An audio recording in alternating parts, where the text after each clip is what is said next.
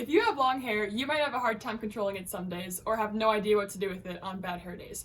French braids might be the answer.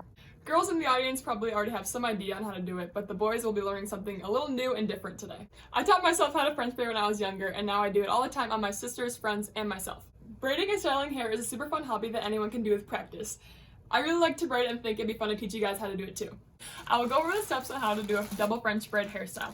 First, we will get our supplies, find someone's hair to braid, and then I'll go into detail on how to start and finish the braid and how to make it look as good as possible.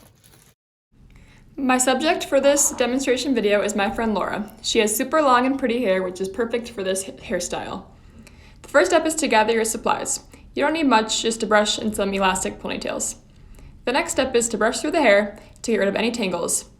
Then part the hair down the middle in 2 equal sections.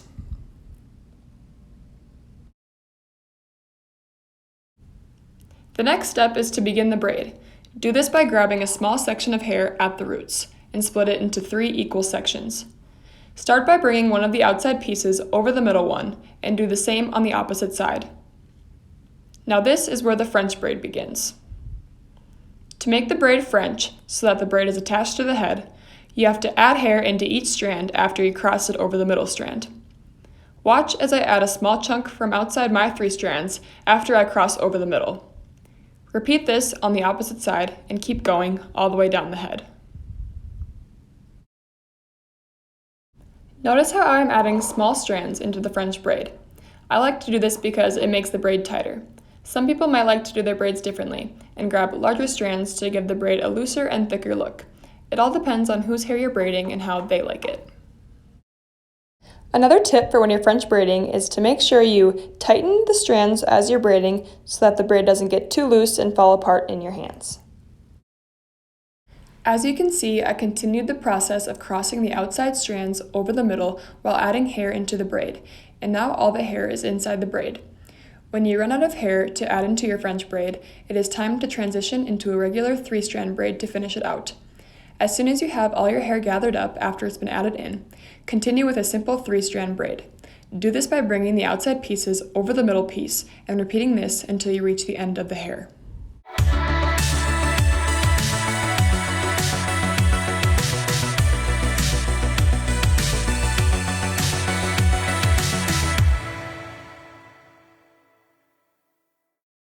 Once you reach the end of the braid, secure it with an elastic band. I like to use these mini ones because they hold the hair more securely and they are much more subtle than big and thick ponytails. Wrap it around a few times until it is on tight enough. I have now finished the first braid and it is time to move on to the second one. Start the second braid just like the first one. Take a small chunk of hair at the roots, split it in 3, and bring the outside strand over the middle on each side. Proceed the French braid by adding hair into each strand after crossing it over the middle. Just like before, continue this all the way down the head.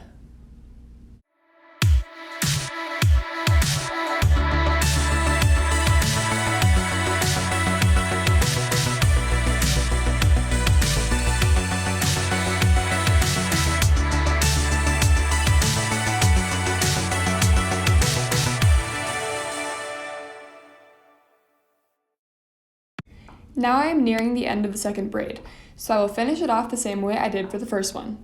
As soon as all the hair gets added into the braid, start your simple 3-strand braid by bringing the outside pieces over the middle and continuing all the way down.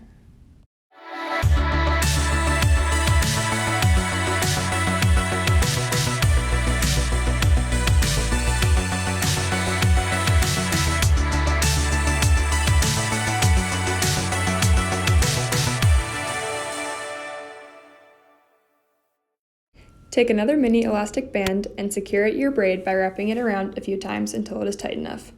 After you've done this, you have finished your hairstyle. This is an optional step, but after I'm done braiding, I like to pancake the braid to make it look thicker, looser, and more casual. To pancake it, grab the outside pieces of the braid and pull out to expand it. This makes the braid wider and flatter, like a pancake. Some might like their braids tighter and prefer not to do this, so it just depends on whose hair you're braiding.